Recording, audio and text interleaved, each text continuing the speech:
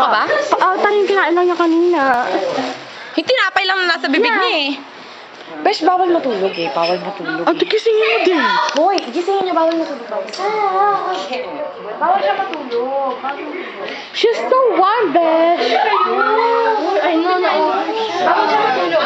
Stop. Tingnan mo nakabukas yung bibig ko ba ano. Wala sa nga yung mukha. Tiso ka?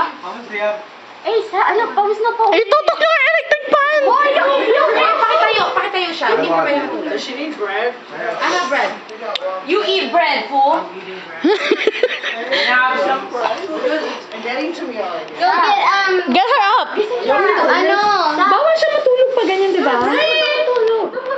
Besh, lahat na lasing na yun. Sabi ni Lawrence kapag ganyan sobre. Kapag kakainom lang niya. No, but he needs rest. Pero tingnan mo naman bukas yung mata, oh. Besh, pag pinakain mo yan tapos na-choke, di mas lalong ano. Kaya pag pinakain. Yung kakainis ko, kaya go get, Pico. Hey, Punasan yung take it to face. bed. Stop. Ay, Brian, may hawak mo. Sige, tikit. Tubig. Just told me me. Bili ka dyan, Eleanor. Balot ka kasi. What the heck? Sa may kanto binigay.